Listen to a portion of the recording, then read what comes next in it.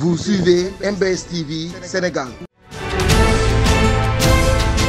Culture, religion, sport, information, société, politique. N'oubliez pas de vous abonner sur la chaîne et de cliquer sur la cloche de notification. MBS TV Sénégal, la chaîne pour tous. Nous avons été avec le directeur d'abord du nettoiement de la région de Saint-Louis, M. Mame Cheikh Ndiaye. Nous avons recevoir l'émission bu mag bi di kenn ci le maire de la commune de Saint-Louis et responsable politique yi jàppale le président Macky Sall. Mame Cheikh Ndiaye maa ngi lay nuyu.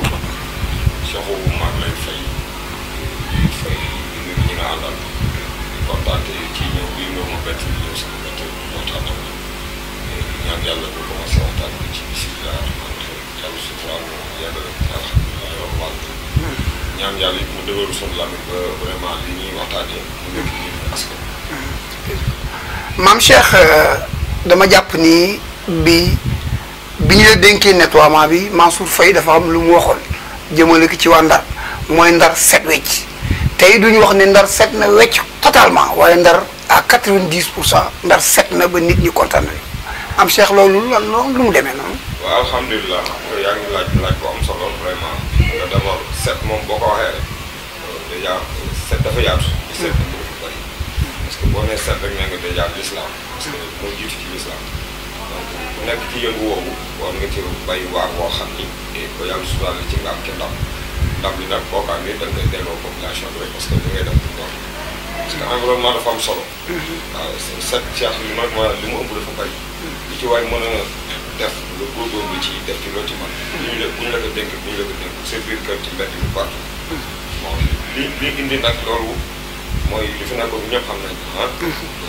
parce que Ndar bokkoon na ci dëkk yi gën a climat Saint-Louis Rufisque bon pas mal de villes yoo xam ne vraiment Kaolack ainsi de suite Mbour tout ça là y a des moments yoo xam ne vraiment boo ko demee salte rek moo lay daaxal. te comme le maire daf ko diggawoon ni Ndar set wecc leer nañam. et alhamdulilah. comme tu viens de dire yooyu wax léegi nii vraiment amaguñu li ñu bëgg carrément mais jege nañu. te boo fekkee da nga am objectif di dem ci dara bëgg ko di ko jege sa xel day gën a dal. boo koy def it da ngay gën a am courage ak ambition ak amour di ko def. c'est-à-dire lu mel ne mbali dafa xaw a yéeme. parce que liggéey bi déjà yombul. bon ñu ko bëgg bariwul. parce que dafa am mbir mu ci ne. mu ci ne nag bon dafa nekk mbir moo xam ne aussi mënul expliquer kenn ku ci nekk. mën ngeen ko waxtaanee. mais doo ko mën a expliquer vraiment tant que newul ci biir. moo tax mu xaw a doy waar quoi donc képp ku koy def boo ci amul volonté bi nekk ci biir du ma wax bi ñu ci gis mais bi nekk ci biir parce que li nekk ci biir ku ci dugg rek doo ko gis. donc dafa am volonté bu nekk ci biir liggéeyu mbay boo xam ne tant que duggoo ci rek doo ko mën a gis ba am nag gën a am ambition ak volonté ak engagement total pour pouvoir nga am réussite ci loolu ngay def moom quoi. waaw loolu yóbbu nañu ci wàll. ndax bu ne gis nañu ni vraiment ni meloon quoi. waaw kon nag loolu yëpp dañ koy sant yàlla. di ko gërëma aussi ginnaaw yàlla ak monsieur le maire parce que xam nga aussi boo nee damay gas te amoo benn sa gas dafay métti rek mais bu fekkee da nga ni damay gas ñaari kox ñu indi la ñaar fukki pelle kon kooku la indil ñaar fukki pelle la bëgg na nga gas kan mu yaatu te baax donc ci loolu aussi dafay gën a encouragé ki nga xam ni moom nga jox matériel bi boo gisee matériel bi nekk maire yi commune bu Saint-Louis rek moo ko am fii ci Sénégal donc ñun des na comme li nga wax wala ñuy gën a kontaan delloo le maire njukkal mooy mu taxaw ci boppam moom waxal ko génn boppam ñun daal seet na wecc waaw dama waxoon seet wecc leer nañ loolu tant que dégg ñu ko ci monsieur le maire Mansour Faye ñu taxawu ñu bàyyi loolu daal bokk na ci li nga xam ne suñu objectif la parce que dañu ko dénk ñu am volonté bi di ko def aussi ma koy defal suma bopp aussi ba pare nag surtout nag di ko defal Ndar parce que Cheikhu Ndar bu fàtte ni fii laa dëkk fii laa juddoo fii laa màggee et fii la ma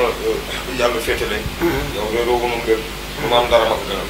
lu ma am ci àdduna dara ma ko gënal yàlla du kii seen parce que dara gënul neex ñu ne Saint-Louisien bu nee Saint-Louisien ngay kii Saint-Louisien kon dara war na gën mën a dàqal si dëkk waaw moi je suis fier d'être Saint-Louisien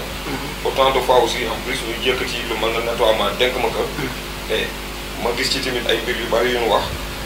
dina sama turandoo Mame Cheikh Ibrahima Fall loolu la doon bëgg mu toppee kon loolu dama ciy sant yàlla yooyu yëpp daal dama ciy sant yàlla daal waaw comme ni nga wax rek tey laa gën a mën a taxaw pour dëkk bi set wecc tey laa gën a mën a taxaw pour man dara commencé bu ñu naan pour man doora ko waaw pour man dama jàpp ni commencé bu ñu quoi bi ngeen ñëwee ci maire yi beeg léegi gis nañu ay camion ci koñ yi benn trappeuse mën nga tuuti rek dugg ci li nga xam ne en terme de matériel indi ngeen koy matériel bi xam nga bon c'est mooy logistique bi rek le maire indi na fii bon dans un premier temps il y avait 5 benn 5. indi na fi 5 yoo xam ne bon ci benn convention bu ñu amee entre bon lu àll jëm dafa woon yàlla su daan ñu am fa 5. yoo xam ni bien vrai que bon du woon bees mais tànn na woon na dans un premier temps ci dëkk bi. waaye am na lu mu xawoon apporter dëkk bi quoi. ci biir loolu maa su gis ni vraiment ñi ngi góorgóorlu. et moom it comme ni nga ko xamee. Ndar changé na. ci ñaanal yàlla ambition bi mu am ci Ndar maa ngi koy ñaanal yàlla na ko yàlla tegal ci loxo. amiin amiin yéene wu ko boppam Saint-Louisien la koy yéene. waaw nit ki nag bon boo ko jegewul doo mën a xam ambition bi quoi. am na ñu ko xam am na ñu ko xamagul. loolu lu am la partout. loolu fépp la am. nit dina am benn yéene bi ñi ko jege daal moom xam fi mu ci toll. boo am na ñoo xam ñi koy gis fu mu sori ak ci yéenam du ñu xam fu mu ci toll. mais man de li ma koy ñaanal en tant que agent parce que instant bi liggéey la ñuy wax. donc bu nekkee ci cadre liggéey damay jël lieu de parenté dama koy tege te lieu de parenté yi dafa am limite.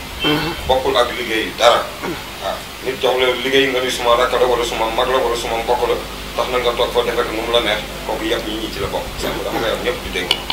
man maa fay bu ma ko tegee dama jàpp ni liggéey lu ma Ndar ñoo ko dénk. li ko Ndar dénk benn loxo mënu ko ñaar loxo mënu ko ñett loxo mënu ko. mu seet loxo yi mu yaakaar ne war nañu ko ci mën a jàppale ci li ko Ndar dénk mu dénk leen moo tax mën na luñ ci mën a def luñ ci mën dañ koy def ndax dañ ci am ñaari wàll. Mansour suñu rakk la ñaareel bi ñun ñuy doomu Ndar. bëgg Ndar bëgg dëkk bi tey bu ma sañoon fépp fu ñuy tudd ci àdduna Ndar la ñuy jiite. kon lu ma mën ci côté mbalit dinaa ko def ba tax na am nañ fi yeneen 4 benn yu bees tax benn yooyu ñoom ñooy def porte à porte yi ñoom ñooy dugg ci quartier yi di récupérer mbalit bi. si loolu yàggul def na une maison une poubelle. presque 30 000 poubelles. mu yokkaat loxoom. tout récemment avant-hier soo paree léegi mën naa ko ñu ngi doon def benn interview peut-être Daaru dafa set parce que am na ku fi ñëw 1 an ak léegi mu ni est-ce que moom fii la ñëwoon wala du fii la ñëwoon parce que fii mu ñëwoon actuellement lañ ko weccoo. waaw gis na pavé yi gis na dëkk bi nu mu setee fu mën na Daaru affaire boobu ko jaaxal waaw mooy li ngay laaj ne quartier boo gis tey jii am na oto bu fa quartier boo gis ca Ndar malgré 33 mais dañu seetlee oto yi oto bu ne mën na def 4 quartier 5 quartier bu xëyee 8 heures ba 14 heures 15 heures dana wër quartier yooyu yëpp récupérer les ordures ménagères ku teg sa poubelle sa buntu kër mu ñëw klaxonné ku génnewul génn ñu jot a génn mu jël këpp nga raxasaat sa poubelle delloo sa kër amul quartier tey bu oto dugg boo gisee oto mënu fa dugg parce que oto xaju fa benn ñaar suufa fa nekk moo tax mu ñu créé tricycle yi gis nga tricycle yi c'est tricycle yi laa bëggoon ñëw sax parce que bu njëkk ay charrette lañ doon gis ngeen indi innovation bees indi tricycle d'ailleurs maa ngi remercier d'abord barki dem rek am na remise bu am foofu wala gouvernance kooku dellu tricycle yi vraiment. waaw loolu convention bi la doon officialisé dans un premier temps quoi. en essayant de collaboration avec l'ex-UCG c'est la SONAGED. que le maire a fait ba nu aussi indi leen Ndar fii pour mu yaatu parce que lu kenn mën ñaar ko tax bien sûr parce que loolu yëpp dafa lay wan ne rek kii li muy yéenee bëgg ko ci Ndar mu ngi ciy dox. parce que Ndar set na wecc déjà. mu tolliwaat mu indiwaat ñeneen tolliwaat pour mu gën a set pour wecc bi la soxla wecc bi nag il faut des moyens. pareegul nee na bëgg dem rek bi muy jël parole waxaat na ko nee na pareegul ci oto yi parce que xolam sedd na te lii mu gis nii bu gënee dolli li mu bëgg dina ko am waaw looloo tax na ñuy gën a góorgóorlu ceexu amul quartier bu nekk ci Ndar te oto du fa dugg sama numéro bañ naa ko ci seen plateau boobu. ñëpp a ko am ñëpp a ko am. loolu laay liggéey bu ci kenn tayal di ma woo ku ma ci woo mu wuy la bu ma kenn nag woo ci ay ndox ak ay yeneen mais mbalit fu ma ci waaye woo lu mu sore lu mu guddi si yaa danger naa ko jël bu fekkee c'est pas urgence su ma xëy le lendemain ma ñëw identifier place bi récupérer waaw des dépôts sauvages on a des superviseurs dañoo am ay superviseurs yoo xam dañuy xëy damay war a dépôt sauvage bu mu gis rek ñu signalé ma. waaw pour ma ko signalé camion yaa ngi fi tracteur yaa ngi fi ma jiital leen ak les éléments de corvée ñu ànd récupérer ko mettre la place belle après mu nekk environnement boo xam ne ñoo fa dëkk war nañ ko mën a gérer ñu def si loolu daal lañ nekk ci dëkk bi quoi mais pour te dire daal pour dire vrai daal dëkk quartier boo gis mun la oto dugg fa bu paree boo la nee oto dugg fa dana la wax ne la tricycle mu ngi fay dugg wala charrette sax te charrette comme wax nga ko léegi. parce que gisatoo. soo gisee c'est occasionnellement. bareetul voilà GIE seetal bi fi nekk mais accompagner leen jox leen ay tricycle uniquement ñoom aussi bon comme ni ñu doon gisee seen bopp parce que bon kii la quoi. création d'emploi la aussi bon ñoom mën nañu ci gis seen bopp fi oto yi mënu dugg ñoom ñu fexe ba dem fa ak seen tricycle yi récupérer bari na ñu indil ñu ko ci période yi bu ñu ko indee foofu ñu daal di koy dajale te bu yóbbu ci CTO. waaw yi ñuy defar nii c'est des sites de relais rek quoi waaw wala yi ngay gis nii ñu koy defar en général nii ay kii nding en attendant tout ça. en attendant muy xool waaw. gis nga pérenne yu bees yi ñuy defar. gis naa ko def ko en gris. nga fa ay poubelle uniquement pour yor sa mbalit boo génnee boo gisul oto sax di nga xam ne pérenne baa nga ne nga waaxu ndànk bañ ko jox xale bañ ko jox taalibe yi ñu baal ma ci tur bi parce que taalibe yi aussi bon ay nit ci lañ bokk mais côté boobu du seen liggéey ba ko joxe rek ñoom mën nañ ko jël tegee keneen rek am ci wecc bi ci am dem seen dañuy gàtt sax parfois dañuy gàtt loolu ñoom jàppale wuñu te bu ñu bëggee jàppale buñ ko tegee seen buntu kër woonu sax ñu jël si ko duñ ci fayante sax taalibe waaw yooyu yëpp am na fi daal ñu ngi góorgóorlu daal lu mu mën daal ñu ngi koy def ci wàllu bari gis naa ñu ngi jëm ci tabaski léegi mu mat li des matul fukki fan ak juróom matul juróom-ñaari fan sax presque àjjuma tey bi mu yàlla defalee jàmm de fekk tabaski jot. maam Cheikh gis naa bu ñu tabaskee ba ci suba si bu nit ñi toogee di lakk seen yàpp yow da ngay futtiku sol sa yére dugg ci biir affaire bi loolu moom bëgg-bëgg la wala yéene bu rëy la ci dëkk bi nga wax léegi. bu may def loolu comme li ngay def rek sinon yaa ngi toog jour tabaski di lekk man ma nekk si mbalit mi si nga neex-neex bi ngay yëg foofu lu ko raw laa yëg man ci fi may nekk quoi. parce que mooy li ma la je suis fier d'être Saint-Louisien. te civilisation bu ñu koy wax ku ko xam ndax nga xam. dans le monde entier sax civilisation boo koy dégg doo ko dégg te déggoo Saint-Louis du Sénégal donc loolu ñu dañ ko war a maintenir téye ko. je dis encore Cheikh xam nga boo bu la yàlla suturaalee nga fekkee yenn génération yi xam nga. bu fekkee litre essence 210. te léegi essence bi jar xam nga 90. kon lu mu gàtt am na ay jéego yoo fekkee quoi yoo def. kon may wax ne encore bu tombé woon ci yow Korité li may def jour Korité. muy génn liggéey jour Korité ñu jaar fu set nag yéen yiw la ñuy sol dañuy set tey fi ñu jëm ci ay jumaa la dañuy sell comme ñun aussi dañ leen di jàppale ci nu mu gën a sellee ba ñu accéder loolu ñu bëgg a def ba accomplir seen ay mission donc bu ñu jullee rek ba kontaan ba bëgg rek ñun julli nañu waaw ñun julli nañu parce que ku ne xam na li ci cet lendemain bu doon jour tabaski dafa mën a nekk sax dañu koy def mais lendemain tabaski fu 7 heures jotee ñoo ngi ci terrain parce que tabaski bon ku ne xam na li ci xew tabaski c'est la plus grande fête des musulmans waaw musulmans yi mënuñu am fête bu rëy noonu fu waay ne ci àdduna da ngay dem fa nga dëkk ñëpp dase fi nga doomu ndar bu fi tëj boo xoolee tabaski bu koo bëgg a gis te nga gis tabaski moom koo bëgg a gis yow seet daa ko xool mu romb la wala nga taxaw ci tali bi ci doxantukaay gars yi doxantu romb la waaw dafay jekk nag ñoom aussi bu ñu ñëwee bu ñu delluwaatee am lu ñu yóbbu te bu ñuy ñëw Saint-Louisien dafa bëgg gan buy ñëw dana am ñu mu indi waaw ka muy indi moom moo ma dëkk kon su ko indee ci këram war nañ ko toppatoo yoon wi mais aw ba biir këram bu ñu buwaatee nawleem boobu mu àndal bu ëllëgee dana ko wekk dana xam ne kii fa mu jógee ñu jaral nawlam waaw te tabaski gis nga ni muy demee ñëpp ñu bàyyee mu sedd rek du baax te ñu bëgg nañu ak 3 jours après tabaski rek mu mën natt tabaski moo si am ngeen delluwaat dëkk bi noonu ba léegi depuis ça fait 10 jours ñu ngi ci programme boobu nga xool programme boobu sax day difficile parfois day difficile parce que boo xoolee ñun suñu agent yi genn wàll gi yàlla dafa def àll leen dëkk yàlla dafa def àll leen dëkk seen njaboot yaa ngi àll waaw ñoom ku ci am soxna ak yooyu yaa ngi ci say parents nga koy bàyyi foofu dëkk mu ngay wut sa kër yóbbu ko foofu nekk si àll bi liggéey waaw su tabaski jotee ñoom ñëpp dañuy dem tabaski genn wàll yëpp dañuy dem ñi fi nekk ñu leen di motiver le maire dafay génn benn budget bu ndaw ñu leen di motiver quoi malgré c'est des heures supplémentaires ñu leen di fay mais loolu dafa gis ni lii dafa jekk loolu muy def noonu du force neexal la rek waaw parce que jërëjëf moom waaw ku deful dara doo ko dégg donc bu yemoon ci jërëjëf sax ñoom jël nañu engagement agent yi dañuy jël engagement di ko def te laaj na si dara te dafa fekk ni am na lu muy liggéey bu pare war nga ko mën a wax jëlul omo bee nga def lax ma rafet ban message ngay jox Saint-Louisien yi ci tabaski bi ak fête bi te ñu bañ a yàq aussi ñu bañ a yàq tamit xam ne ci moom instant bi entre nous bon pour man kenn warul wax kenn bu yàq parce que jamono changé na léegi en Cheikh jamono bi li changé bari na boo xoolee diggante 60 ak léegi li changé bari na entre nous quoi li changé dafa bari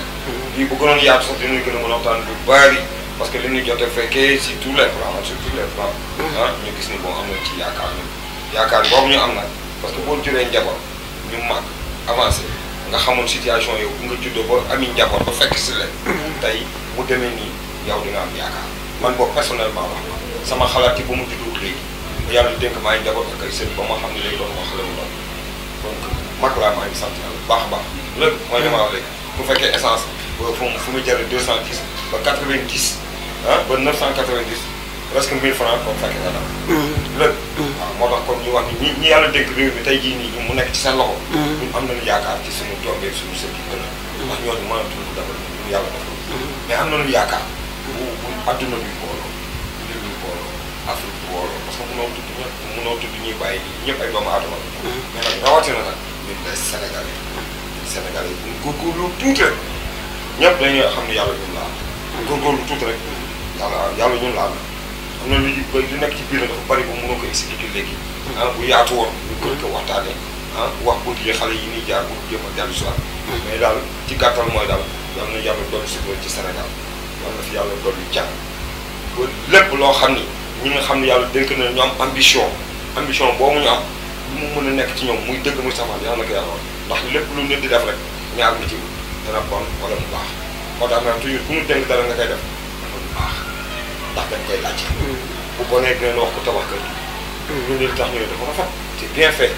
su amee ay défaut dinañ wax ko tabax kër gi li ne li tax dafa bëri défaut donc lu nit di def rek ñaan nga yàlla am ci réussite. population daal nag li ma dénk ci mbay mooy ñu gën a jàpp nit ñi mooy fu ma waxee émission dinaa ko wax.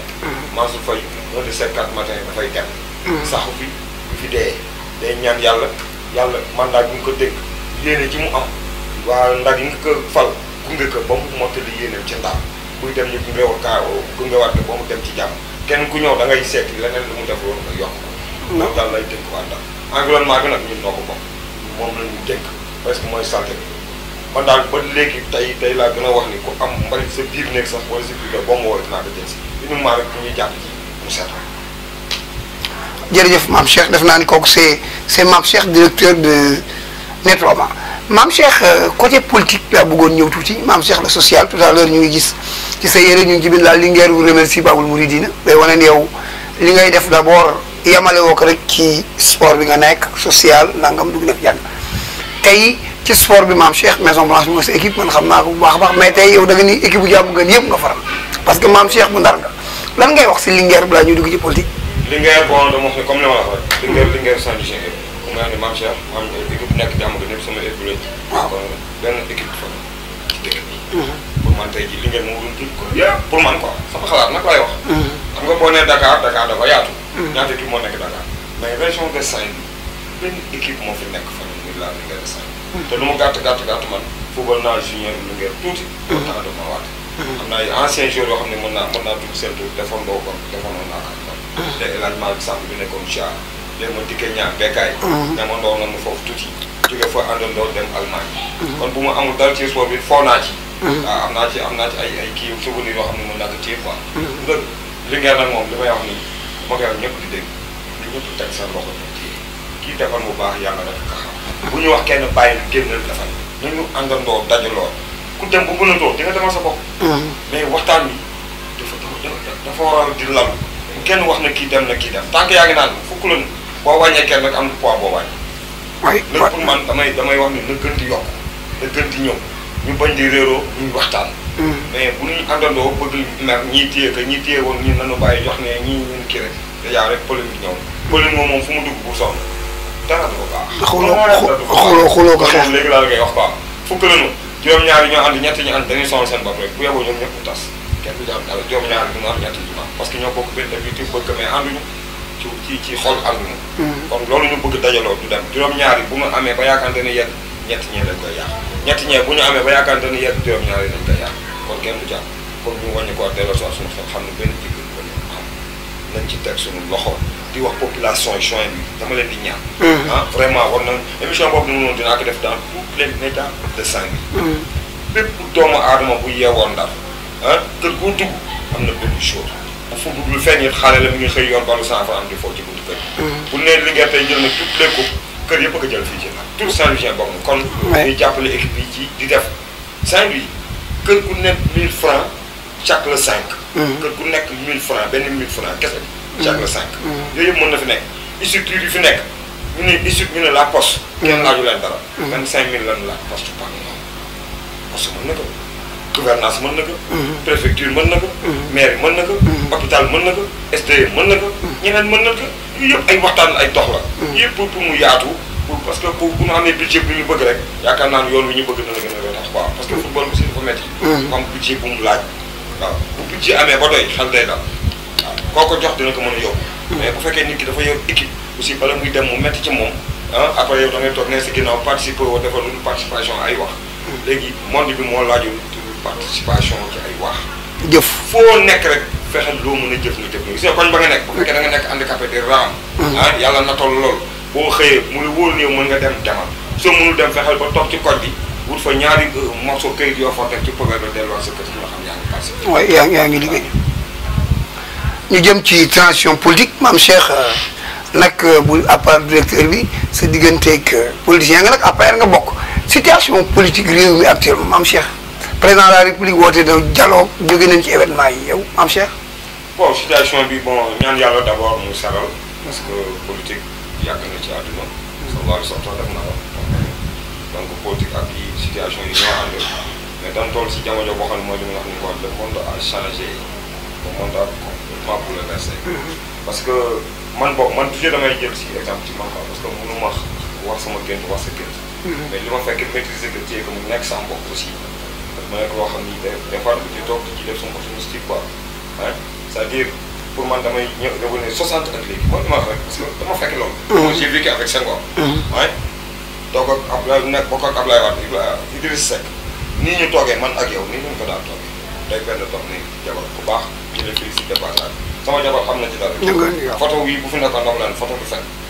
yàgg naa ci politique trop parce que citoyen la. ci dëkk bi laa dëkk. j'ai fait partie des étudiants yi Abdou Diouf ba fay woon wax naa ci étudiants yooyu. donc financement bi ma retourné pour def sama yëfi bopp Abdoulaye Wade neex ma ñëw indi beneen politique ma ànd ceeg moom. si biir Abdoulaye Wade bi muy ànd ak moom it Idriss Seck moo taxoon parce que am lu ñu lié. moo tax ñu ànd ñu dëkk bokk benn appartement man commissaire Diarra Thierno Lo may fréquenté Idriss Seck point E kon xam naa. j'ai fait 42 ans à Dakar je maîtrise Dakar. très bien. Dakar ba ma fay dem boobu monument mi ngi yem fii ci siège bu PDS bi Colobane fi ñuy def tey kii bi noonu. place de l'Obélisque bi noonu foofu noonu. foofu la Dakar yemoon foofu moo doon monument kenn gi foofu la Dakar yemoon. foofu la Dakar yemoon si yàqu li ma lay wax nii boobu déggoo leneen kon nga xam ne fekke naa tuuti. fekkee nga tuuti politique bi nag pour man am na tuuti am na avancement sax laay du ma sax tuuti am na avancement parce que gis naa ci tey loo xam ni bu ma ko waxoon tey yee ma man kii comme soxla na. comme lan aussi. c'est-à-dire comme Ablaye Wade jaar na fi. def noonu mënu na ainsi de suite fa ma jógee ba si Ablaye Wade pour gàttal quoi. parce que c'est une longue histoire. donc pour dinaa la briefing yenn yi nga mën a comprendre. fi muy jógee ba ci Ablaye Wade ak Ablaye Wade ça allait un peu mieux. bonul ak Ablaye Wade bonul mais yàlla daf indi kenn koo xam ne xam nga du neex a wax parce que Cheikh bu nu bokkee ndey baay may wax ci yow aussi nga mun mën a témoin ki nga bokkal ndey baay xam nga toog mënoo ko témoin donc foofu laay waxee donc je serai très mal placé pour wax la li ma gis ak li ma xam en tant que li ma fekk ce que Macky Sall a réussi dans cette période man mosuma xalaat sama adduna dañ fi yegg si ci période bi mën na nekk nag parce que il faut jamais dire non mais man maa xalaat loolu ni heure bii ci li ma fekkee diggante politique bu Senghor ba si Ablaye Wade li ma ci fekkee bokk ci xam ci dugg ci biir bokk ci système xalaatuma woon ni Sénégal dina am avancement bi nii xalaatuma ko woon sama àdduna waaw dama leen wax sama ay statistiques je pensais à ça. ci de mes enfants parce que dama xalaatoon mais Macky Sall en 12 ans ce que j'ai vu man bu fi yemoon tey jii am naa yaakaar ni samay doom parce que li nekk fi dootul yàqu ça justice bi dootul yàqu parce que ñi xam muus ta xam te bëgg ñu mun naan ku ko yàq duñ ko nangu ça justice bi politique bi ku waxul yàlla waxal sa bopp am na avancement tout est rose nag kenn du ko wax parce que amul fenn yàlla defalu ko kenn ko lu yàlla defalul kenn toog di ko wax mais jaxasoo goo xam ni bon li ci kanam rawul bët man am na ci yoo xam ni yu bare nii ñu ngi feeñ ñi wallahi sama bàmmeel laa toog am na ci yoo xam ni xamoon naa ko xam naa ko parce que dama bokk ci dëkk bi waaw man toujours damay wax ni nit kenn du ko jàppee ay yëre yu ñu sol wala nga bind l'homme sur le visage wala kii ko xam ko taxaw ñu xam kii mooy kan non la personne c'est la tête ça ne se porte pas comme habit ça s'écrit pas sur le dos mais nit waxuma am naa xam-xam à 100%. intelligent li ma fekkee quoi li ma cultivé fekkee peut-être 60 à nos jours dans la politique surtout politique du Sénégal avancement bii mosuma xalaat sama ji dama seetlu ne mosuma xalaat j'ai pas encore eu l'occasion pour aller dans les télé wax partout mais xam naa ne man télé bu ma toog wax nañu wax kii fu mu nekkoon fii am nekk si dëgg mais ñi dem ci télé di wax ni bu dee loolu rek man du ma dem ci télé dem pour télé pour xuloo débat mën na nekk mais débat la ñu wax. boobu débat d'idée quoi. débat d'idée boo xam ne ku ci génn liir bi sax mën na ci jëriñoo dara mais fii man gisatuma débat d'idée xam nga waaw man débat xuloo laa gis. ak werante. mooy xuloo ak werante fee nga far fii laa far lu neexul sama leader yow bala nga koy wax man maa koy jëkk wax maa koy corriger parce que pour loolu ne nit la day juum côté bii juum na fa dinañ ko jubbanti nangu na ni day juum foofu mais dinañ ànd ak moom wan ko ba mu gis ne day juum bu liggéey mu wàññi ko mais loolu amu fi tu t'en profites par rapport à ces erreurs rek hop voilà kii nii la mel kii nii la mel kii la mel dégg nga xam nga léegi sax dafa yàqu si am. yàqu kan moo daan gis policier sax muy ñëw te jàddoo ko daw dafa ne sax yow la jël si mais léegi da koy seen da koy attaqué fekk fu ñu koy xeex ak moom kenn nangu mu continuer loolu bu ñu continuer. sëriñ si boo leen mosaan gis jox leen orma parce que kii la sàkk la moo leen jëkk ormaale loolu. mu jël bu moom solo leen boo bëggee suñuy bu moom doo ko fekkee ñuy ormaalante yàqu li ko yàq mooy gis nañ li ngeen ni laaj sax mooy événement yi jàll keroog gis nañu gars yi yàq lakk ay affaire kooku Mame Cheikh la position de Mame Cheikh. le président de la République son excellence Macky Sall. ah nit la nag gënu fi kenn gënu mais Cheikh yàlla deful dara te jaarul ko ci kenn. affaire bi yàlla def courant bi ki defar ventilateur ba mu baax nii mais taxul mu tàkk. am na foo koy jox mu tàkk il faut que pratique ci courant bi mu tàkk. comprendre nga baax fi may waxee donc yàlla defarul dara ni nga demal ak sa bopp lu mu defar rek moo ko téyel bopp moo tax mu ne yàlla pour man Sénégal la gën a bëgg parce que Macky Sall mu fi indi ku ne gis na fi mu fi réalisé quoi ku ne gis na ko ku ne gis loo kii bon daf la neex nga gisoo ko parce que mais li mu fi def nii ñi fi jiitu bu ñu commencé woon lu mel nii kon moom mi ngi ci yeexe te ñun xamoon nañ li xaw bu baax man mosuma woon xalaat ni loolu dina fi jógee wala xamoo loolu li ma lay wax nii ci média laay wax am na yoo xam ni sensitif entre nous sensitif waaw mën nga ko principe mais man dafa am loo xam ni dafa daan gis ko fekkee man jàppoon ne ak nii lay demee mais bi ma toogee gis ni lii ndekete am na ñu ñeme taxaw dindi ko dama ne non c'est pas possible bi moom nekk ba ma gisee ni dindi yooyu daal dëkk bi day avancé day dem ku ñeme dindi lii day dem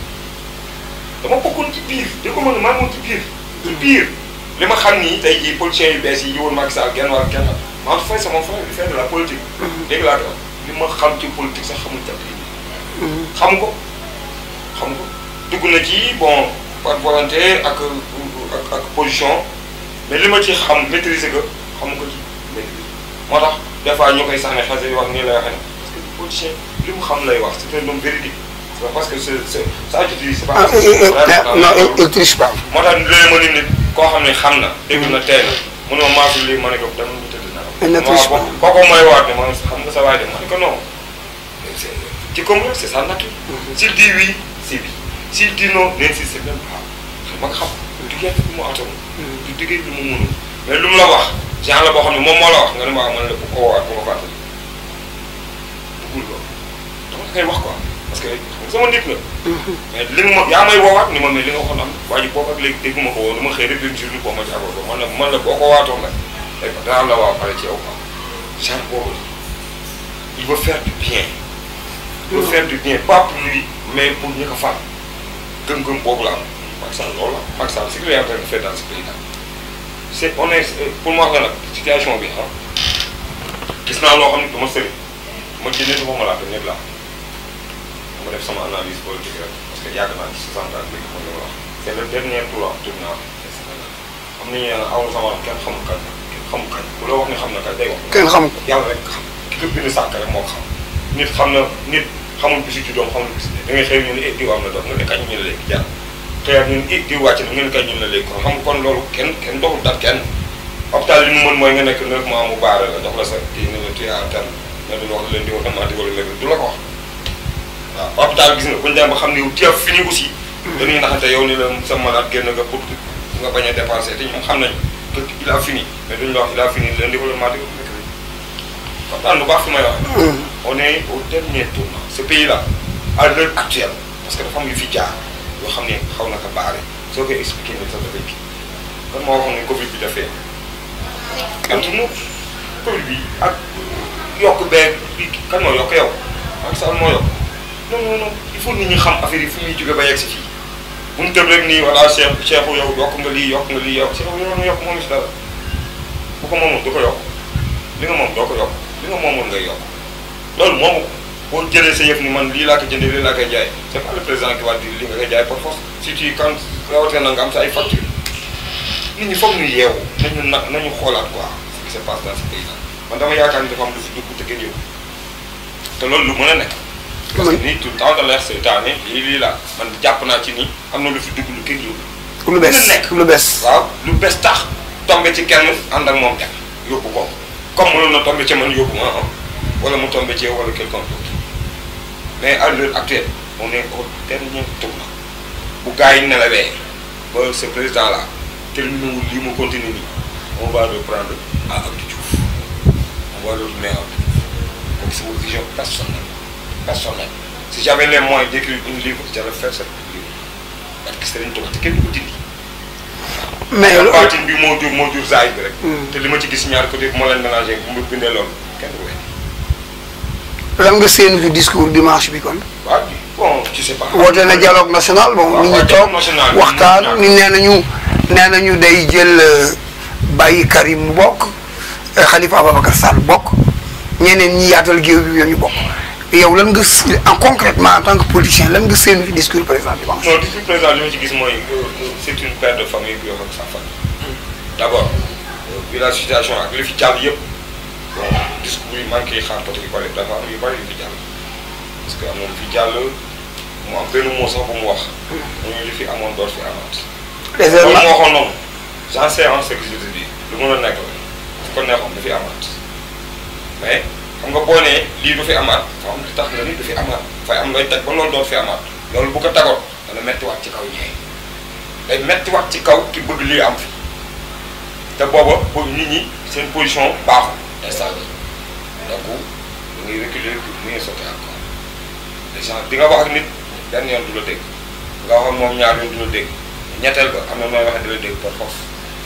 waxtaan lu baax mi wax kilifa la bon wax na tey def tey yàlla rek ka man mais loolu moom noonu moo nu nekk jour boobu man xam naa ni mënoon na nekk loolu moo li fa amoon du fi am bu ko neexoon du fi amaat am na noo xam bu ko defoon lii du fi am. est-ce que du jeunes yi la ñu war conscientiser waat. waaw mais non jeunes yi moom moom laa wax. parce que man li ma mën a bañ mu la mënut a d'accord maam Cheikh mooy en tant que sénégalais université bi nit ñi di jàng ay nit dem toog kalak. moo tax man la am na lu fi loolu. kon li nga xam ne yow ba nga juddoo ba léegi ba toll fi nga war a toll say waajur yaakaar ci yow loolu sa waajur yaakaar ci yow ginnaaw yàlla yaa ngi ko yaakaar yi jëlee ko ci néeg bi nga dund ah foofu nga yaakaar ni sa waajur yaakaar nañ ci yow te néeg bi nga yaakaar xam-xam boo mën a jëriñee say waajur ci néeg bi xam-xam boobu nga dem taal xam-xam boobu dootul doon yow nekkatul yow. jaaxal na il faut nit ñi réfléchir nekkatul yow ci yow li ma bëgg mi ngi ci néeg bi foog ma jot li ci néeg bi utiliser ko sama xam-xam jëriñ ci samay waajur ñu lay xaar ci loolu nga dem taal loolu kon doon nekkatul yow jeunes yi doog ma am na lu fi dugg. c'est tu ne peux pas dire ça à tout le monde mais aw ma xam-xam li ma la wax nii quoi mais ça c'est entre nous rek toog lu ndaw lu ma tuuti nii quoi yëpp gis naa parce que Serigne Saliou Mbacké ma yaakaar parce que alxam aw ma bëri na wilaaya aw ma taal waaw damay essayer débrouiller à 40% nekk musulman sax damay débrouiller du ma nii sax à 100% parce que yàlla xam yàlla gën a jege ñoo xool mais ce pays là on est en dernier tournant j'ai pitié de la jeunesse si man su ma mënoon am tey xale yëpp sama kanam ma tagal leen li ma gis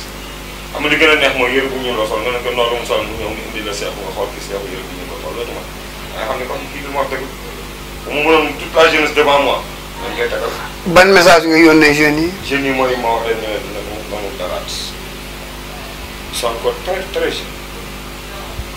avenir bi mi ngi seen kanam xëy suba ba ngoon jot yendu fanaan yàlla rek la wax. bu jiital loolu rek la yàkkam si ci dara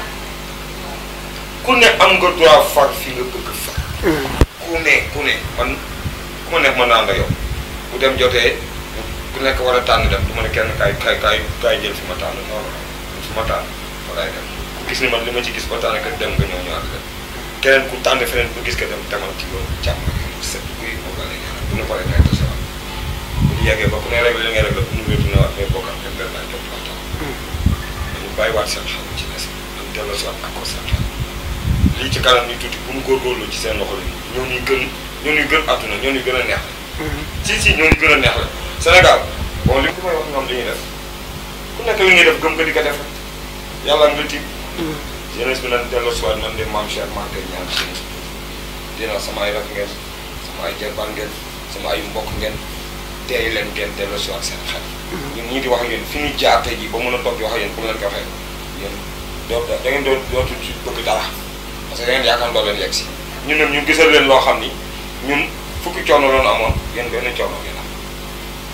seen benn coono bi ngeen am mooy ngeen conclure seen bopp ànd ak seen conscience tranquille di xalaat di dem ci mbir mi ndànk di ngeen gis résultat yi avec le président Macky Sall waaw 3 ans yi fi jàll dafa yàq mandat. am 3 ans yoo xam ne moom kenn du ko dindi. daf koy yàq Covid beeg yooyu quoi. Covid beeg li fi jaar yëpp daf koy yàq liggéeyuñ ci dara. dañu maîtriser mais Sénégal 3 ans yu mujj yi nii y' a pas de boulot heureusement parce que tubaab yi mënoo nekk au four nekk au moulin dañoo xam ne bu ñu boolee liggéey bi gëm rek li yàq dina ñëw yàq. ñu taxaw ci liggéey yi yu bari yi wàññi ko taxaw baar yi ñu bëgg ñëw pour yàq quoi te ku ne gisal nag sa bopp dañuy waxtaan rek. ku ne gisal nag sa bopp parce que léegi boo waxee ñu ne àndul ak moom opposition man j'aime pas ça. man j'aime pas ce genre de débat. man débat yi ma bëgg mooy faral fi nga far fi ma far ñu waxtaan ak réew mi. pencoo ko waxtaan ba yow nga gis ci sa bopp ba gis ci sa bopp. waaw bu politique jotee nag bañ tas ci point politique ba. ñu politique foofu parce que débat yi du politique dañuy koy waxtaanee. mais kenn politique si wu ko. nañu ko waxtaanee. ku nekk jël sa morom xam-xam. ñu weccoo ñu ni seetaan am ci dara mais duñ toog foofu nga naan diw lii la def ma naan la diw deful lee yow diw lee la def diw deful mais loolu amul sens man débat yi bu ma ko seetaan à la télé dama koy zappé bu ma seetaan ne débat xam ne kii débat li muy wax c'est intéressant ma déglu si c'est pas intéressant ma zappé seet leen su ma ci gisuloo ma seetaan sport jeex na ba mu déglu samay xasaay tëdd na la parce que yàlla suturaal na ma am na lu ma jot a fekkewu ma lépp mais am na lu ma jot a fekk yàlla na jëm kanam. déglu nañu maam Cheikh politicien maam Cheikh bon on a bien aimé bon dafa am parce que émission bi sore na li ma bëgg mooy ñu waxtaanee ko mooy sa digganteeg la famille de Mansour et Mariem parce que dama gis Mariem respecté la trop yow it nga yemale ko ak dara comme soxna Mansour gis ay jigéen nga bokk kër gaak maire beeg ñëpp ànd bokk ndeeg bay maam Cheikh lan moo indi complicité boobu sa digganteeg famille boobu. non complicité mooy ma wax di gërëm di ñaanal sunu maam yéen yar ñaanal tëdd am na suuf fayam si seen kaw ñaan yàlla boole ci ña mu yóbbu ci àjjana fi daw si la parce que éducation rek Cheikh man dama am tuuti te jaar bu ndaw naa expliqué benn anecdote bu ndaw tey fi ma nekk di liggéey rek mu yéem la sax nga loolu ñaari anecdote benn bi fii ñu toog di wax nga def rek mu yéem la en 92 maa jëkk di dégg fii ci doo daan nga leen bi entré ba léegi li ma defoon ci diwtiir ba ma nga fa ba nga kii bàyyi ba def ko bàyyi ma représenté en 92 laa la wax Bakar Dia l'ancien ministre des sports fréquenté avec un certain Thiamas pilote bu soobee pare ci cité Ngal yi dëkk c'était en 92 université bu soobee pare yaa koy dégg baax avec problème dama daan toog noonu ba guddi après Khady Wade y avait un jour qui m'a fréquenté Babacar ici à la Linguère. te décédé yàlla na ko yàlla yërëm. motul la accident Dakar lañ ma wooyee ni ma sa boy dem na. moom ma daan fréquenté ba ma wàcc diggante bi ba tey ñu ànd doxantu ba seen kër après ma soog a jël taxi bi. paa yi dajaloo ñoo fekk ma fi ni moom mais yow de yaa ngi kii woon dëkk bi yaa ngi fi benn animation ci dëkk bi yaa ngi fi benn dañ la bëggoon daggal fii boo amee 20 000 francs comme 7500 lu borneel la côté bii quoi. ma yëkkati 20 000 francs comme si loolu li ma la wax nii comme traitement. ma ne xëy na ñu doon am problème quoi ma yëkkati 20 000 may leen. fii dëkk yéen it jaay sama jaay ci ñu bëri man sama yaay ngi dëkk fii jàmm nga maa ngi dëkk jàmm nga ak sama famille ji la fekk. tu vois. tey maa ngi dëkk si nga. ndeysaan. pour wax la quoi nettoiement bi ma nekk. mu ngi jàkkaarloog benn pharmacie. pharmacie boobu moo doon sama boutique ma. quand je venais à vacances foofu laa daan nekk ak sama moo daan joxe ceeb yeeg diwlin yeeg yooyu. maa ngi daan bindal mu gàtt gàtt daan naa ko bindal daan naa ko fekk su ma wàccee alxuraan foofu laay nekk ci moom ba ma ñibbi parce que sama yaay mooy taawu Gédé Diallo tudd yaay ñoom Mansour. sama yaay moo tudd Marème Paulé Diallo. famille de passage. ak la di ñaan yàlla na fi yàlla bàyyi lu wér. amiin amiin yaa rabbal aalamiin amiin amiin amiin. mooy taaw man je suis le premier petit-fils de Gédé Diallo. premier petit-fils xam nga premier petit-fils parce que gisaguma pour moo waroon ni ma kii. moo la mag ci sëñ bi mais kenn woon na ko ma ko ba léegi. kon maa leen mag ñoom ñëpp éducation boobu nag lan ma jàng. mooy kii suñu mag la kër googu dafa am kilifa. waaw loolu léegi laa koy dafa am kilifa kër Marème du xool Mansour. doo xam loolu man Mansour du ma xool comme ni ma ñemee xool nii entre nous ah. yaa ngi may xool nii ñu waxtaan nii ministre bi xool na ni benn respect la du leneen. du ragal dara respect rek la respect. waaw respect nag ku la ko say rajo joxe yow loolu leen dese. accompagner leen ci seen bëgg-bëgg nangul leen.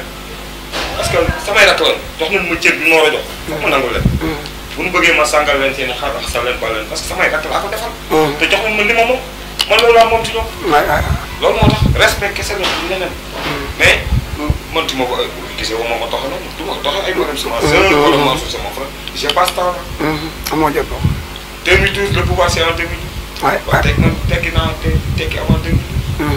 xaaruma bu pouvoir ñëw ma soogee mel ni Maam Cheikh. xaaruma bu pouvoir ñëw ma soogee def social. social maa ngi ko commencé bi même 12 ans 13 ans ma xooloon tey. xam naa dara sama yaay dama daan am 1000 francs dox ba gaaru Dakar si train bi. xool ku dëkk Saint-Louis ma xool ba xàmme la def ko ci kantam enveloppe. woote ko ñoom tafa jenn boobu téléphone portable am ko ñoom tafa jenn. ñaanal ay waajur yàlla na suuf seen seen kaw. amiin yaa rabbal ko ñoom tafa jenn jàmm ngeen moo amoon téléphone 33 960 xam nga la ma dem dugg ci kii woote. waaw poste ma dem woote foofu ni ko maire am na lu ma la yónnee ba mu 1000 francs tey jii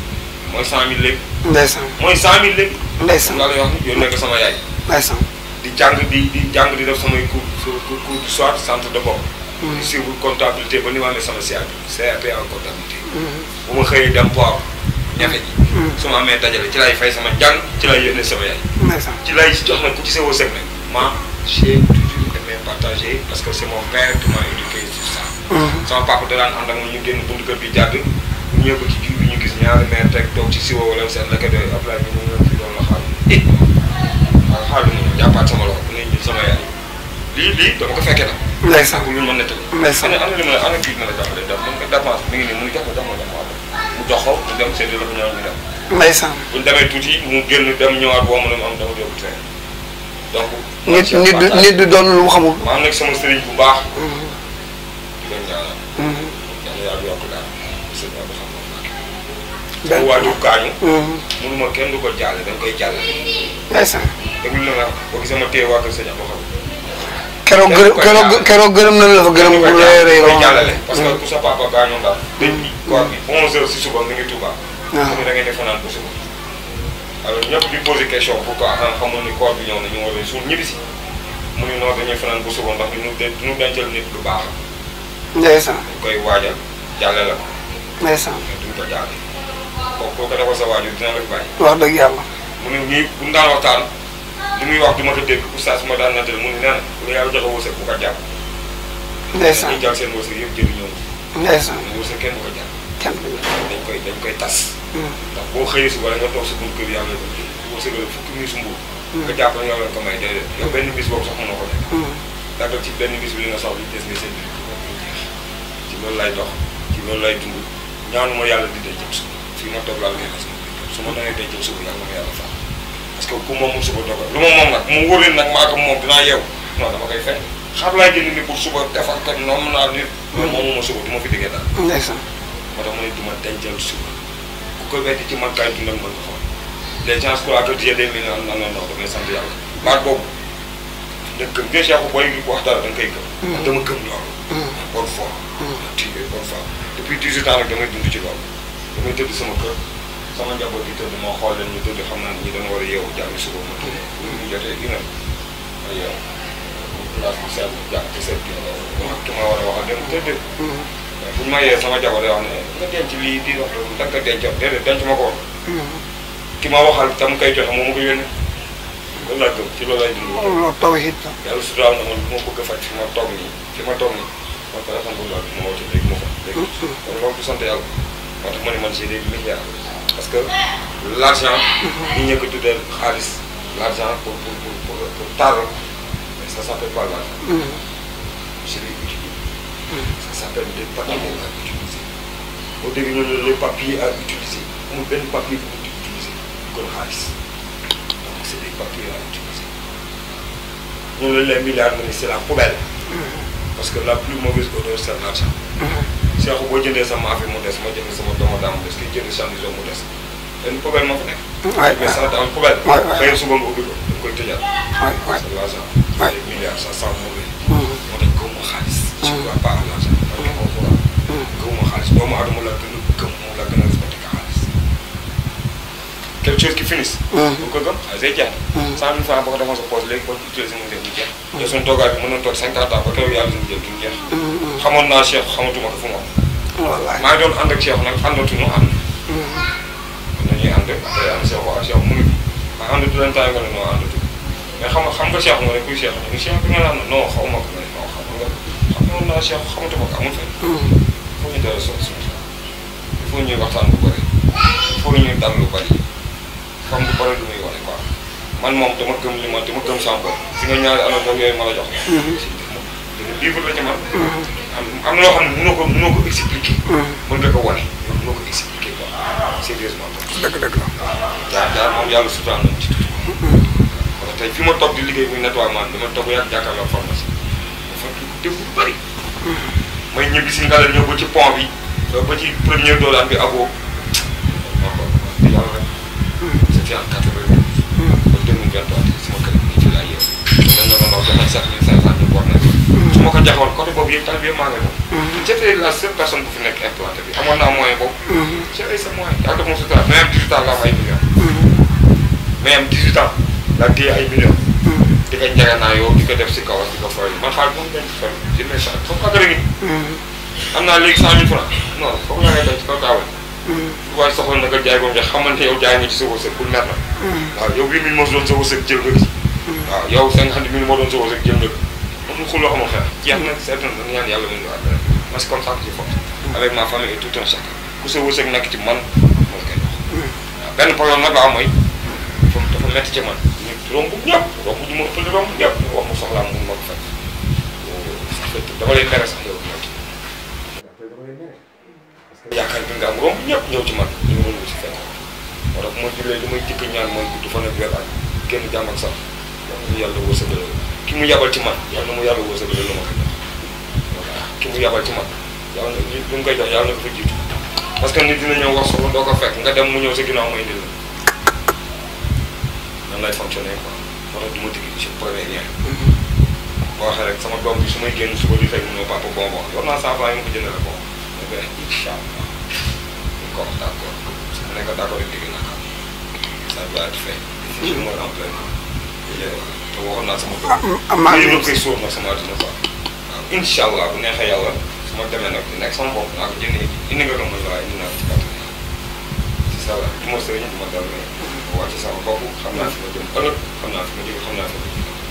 parce que day ñëw li nga ma la wax sama sànga man moom la may delloowaatee takk ma yóbbu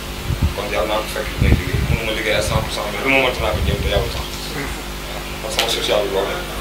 bëgguma sax di sax xam ne aussi kenn nga xam xam naa si dara woon. parce que saa man daan na wax koo mooy tey prêt almet suba mën na la may grosse looloo tax nag bëgguma sax ni kenn nga xam wax bon teguma ko fenn nag sama mag waxu maam boobu laa ko teg mën naa la may tey prêt almet suba nga may ma grosse waaw nit ñi prêt almet bi ma may rek du ma la may rek la ñuy gis duñu xam grosse bi moo tax laa ko bëgg jërëjëf yaakaar naa ni émission bi neex na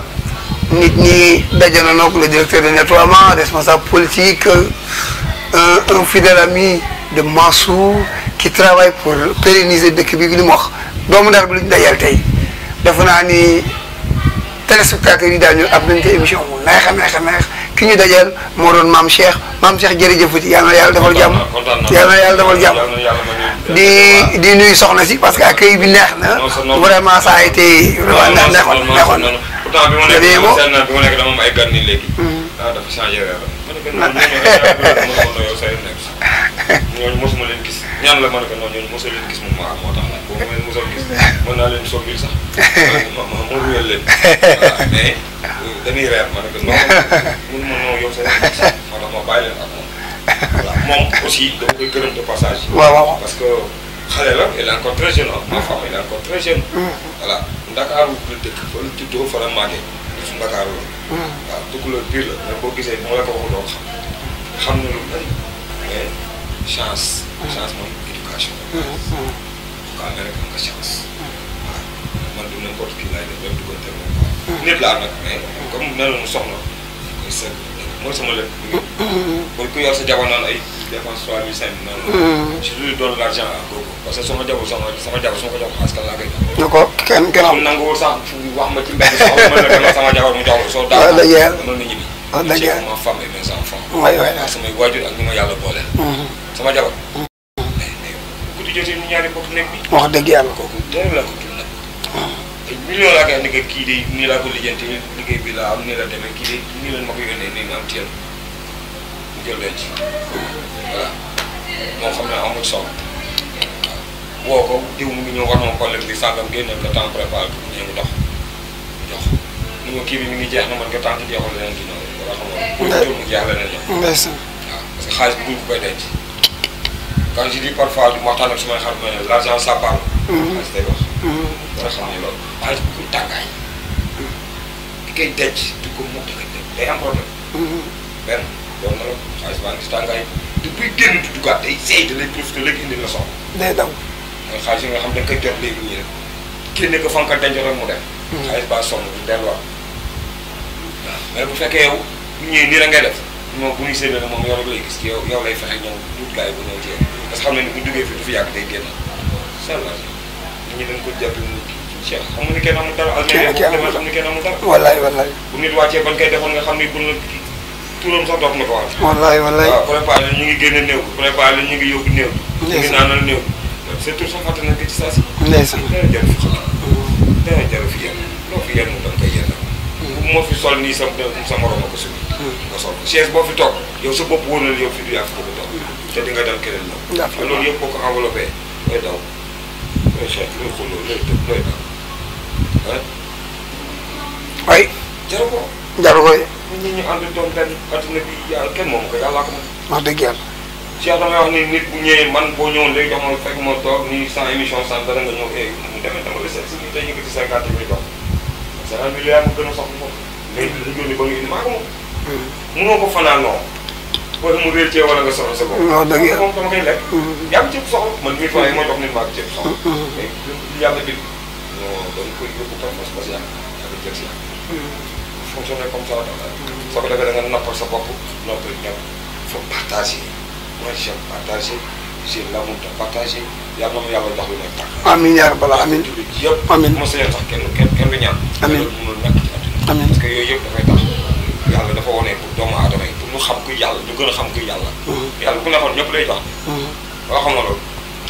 waay bu joxoon ñëpp doomu xam du ma xam kenn wuti kenn du wuti kenn du wuti kenn du wuti doom ji nga def ne yaa ko jur waaw dafa jekk day am tuteur ren yaakaar ne yaa koy doo amoon xam ne ñoo ko xool muy ses la gën a jëndal ko foofu moom ñu am benn bàq loolu xoolal exemple daf ko joxe yow yoroo dara 1000 francs yow yeewoo jox sa njaboot yoroo mu jox la njaboot nga xam ne ñii dafa am lu ñu laaj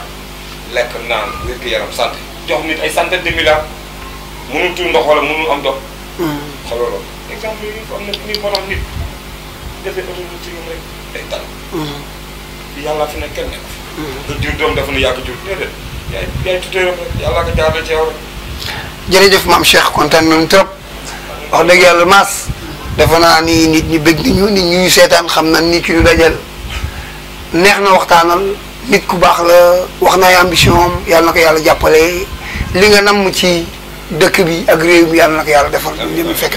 yàlla na la yàlla jàppale di la suturaal ñoo ngi lay gërëm maam Cheikh. vraiment di leen gërëm waaw di leen gërëm parce que lii yombul déplacement yomb gis nga lii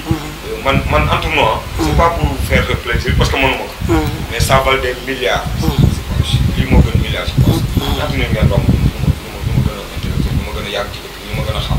mais ngeen ni kii liggéeyam laaj na ñu def déplacement parce que seen liggéey ak suma liggéey ànd na ngeen yéene ma déplacement bi ñëw ba suma kër pour waxtaan ak man defu leen ko pour dara parce que da ngeen di liggéey lii mooy seen liggéey lii dara gënul neex di Cheikh sama papa da moo daan wax ni moo tax maa ngi sant yàlla sama papa nee na ma da nga def ne da ngay dee léegi képp ku ma jur mu mag la nga mag yaa koy sang yaa koy yor ba keroog ngay sang suuf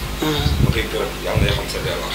te loolu dara ñaar la rek waajur buy dem dana am ku mu dégg waaw déggaane la rek su may dem yàlla naa ko dégg kenn amiin yaa wax te yàlla na jeex ko am naa ci yéen leen ñaanal yàlla seen liggéey ñi ngeen jublu yàlla ñu moom lépp yàlla ñu yàlla defal def li gën ci yéen. amiin yàlla na seen yoon di sedd. yàlla bu leen seen noor reer ram. yàlla ngeen ci am réussite totale. ba leen ci amee réussite totale yàlla na ko yàlla xiir ci seen i njaboot. saawaan ko ci doomu aadama yi leen bëgg. yàlla ngeen ci gis lu kawe seen jot ci barke yonent bi sallallahu alayhi wa sallam. vraiment kontaan naa pour cette surprise quoi. merci Mame Cheikh. merci directeur. c'est bon. c'est bon.